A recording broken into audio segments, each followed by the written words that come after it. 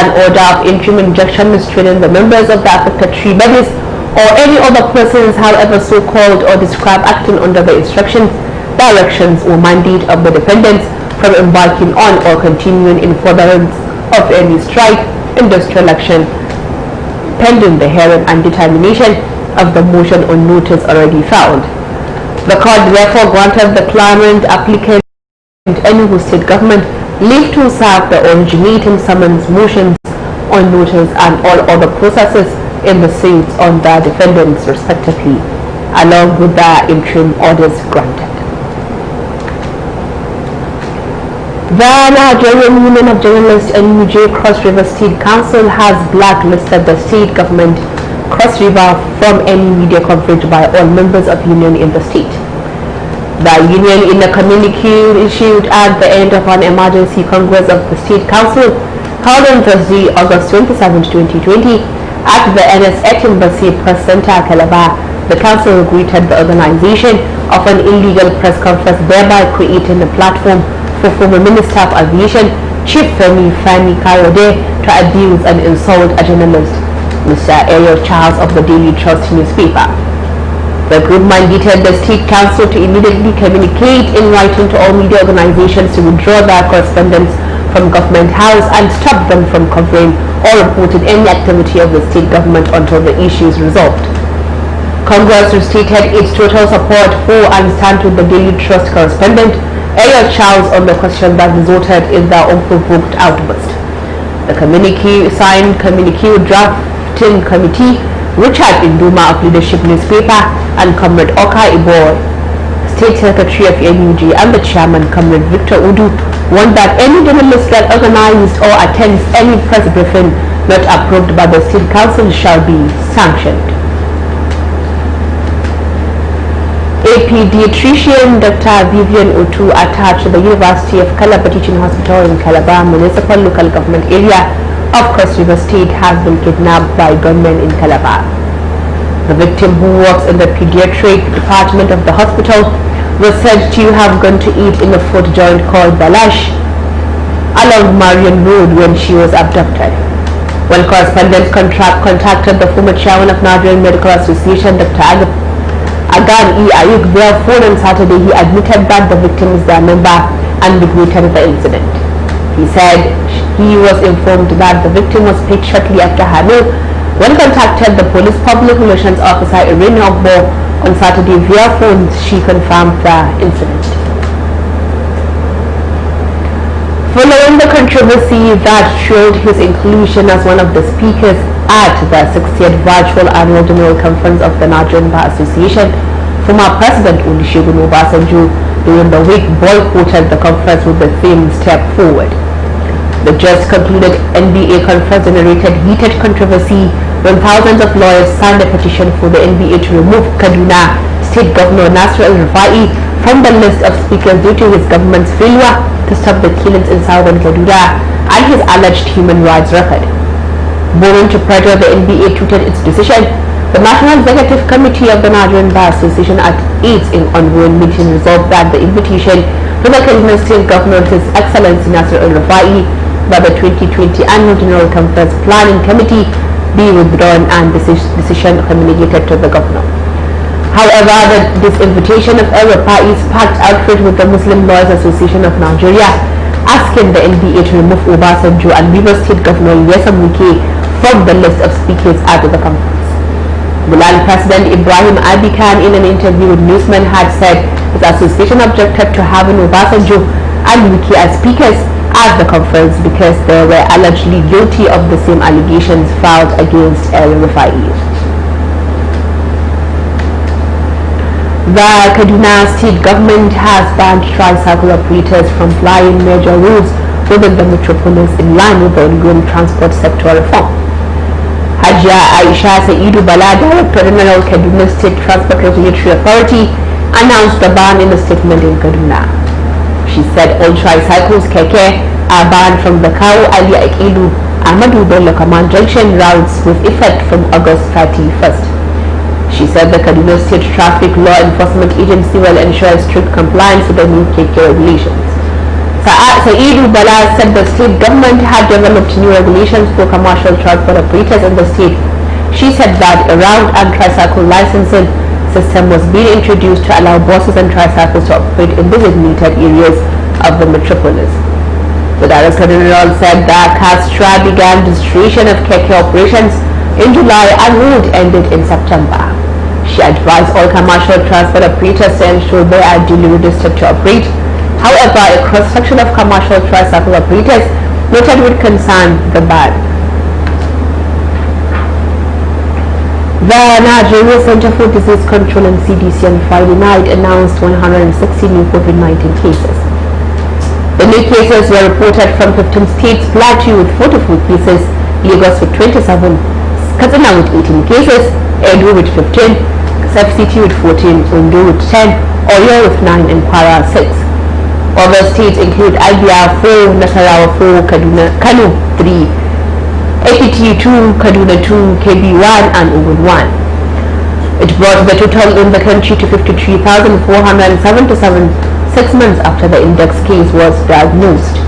Out of that number, 41,017 patients have been discharged and 1,011 deaths have been recorded. Lagos still has the highest number with 18,083, while Kogi has reported only 5. The federal government says the Presidential Enabling Business Environment Council reforms are geared toward enhancing Nigeria's high ranking in World Bank Ease of Doing Business Index. Dr. Nasir Sani Barzo, Permanent Secretary, Ministry of Industry, Trade and Investment, said this on Friday in Kefi, Nasarawa State, at a workshop on improvement of business enabling environment and industrial policy growth. News Agency of Nigeria now recalls that the council was established in July 2016 by President Muhammadu Buhari to remove constraints and bureaucratic bottlenecks to doing business in Nigeria and make the country progressively easier to start and grow business.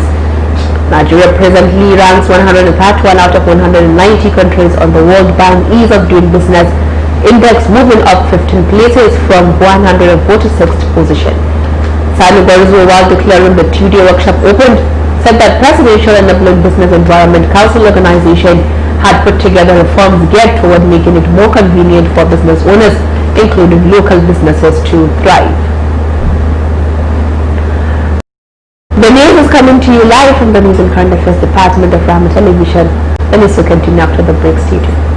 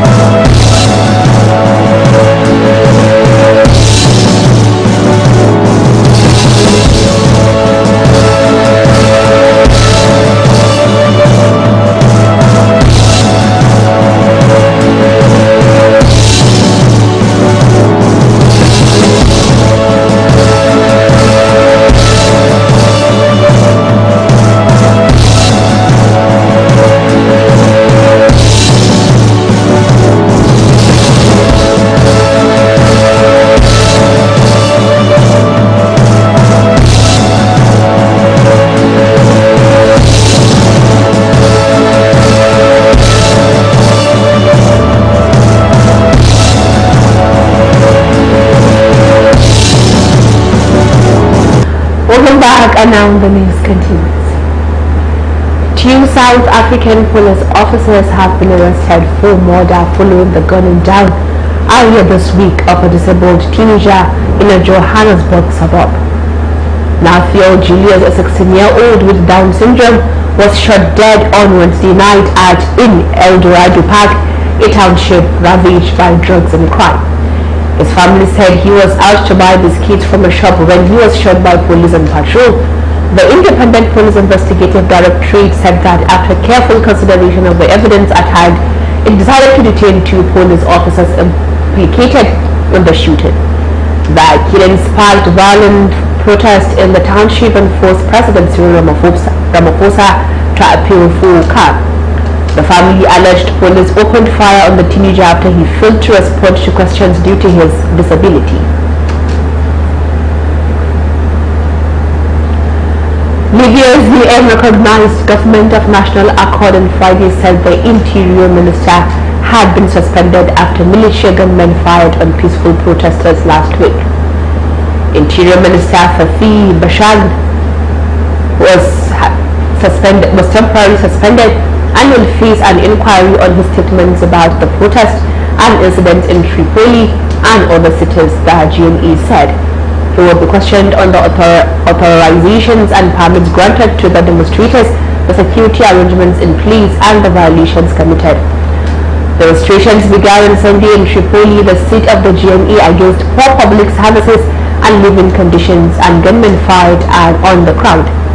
Similar shootings occurred on Monday and Wednesday.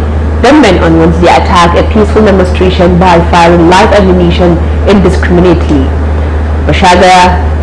The gunmen also kidnapped demonstrators, sowing panic among the population and threatening security and public order, promising to protect unarmed civilians from the brutality of a gang of thugs.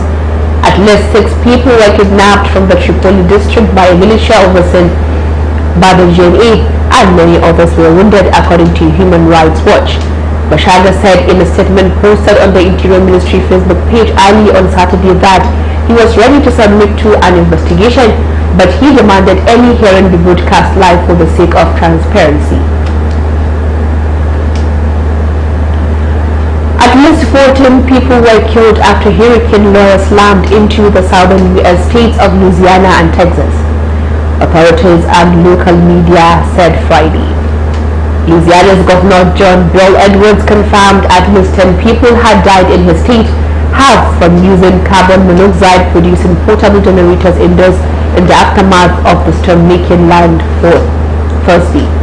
4 of the remaining deaths were caused by trees falling on people's homes, according to Edwards, while a man drowned after his boat sank in the storm.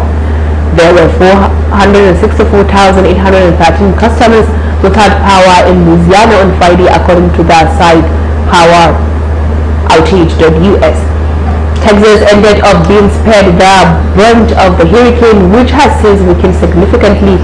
3 of the state's 4 deaths were also reportedly due to carbon monoxide poisoning from generators. Those victims, all believed to be homeless, had sought shelter in a pool hall in the southeastern town of Port Arthur and carried a generator inside, according to the Beaumont Enterprise.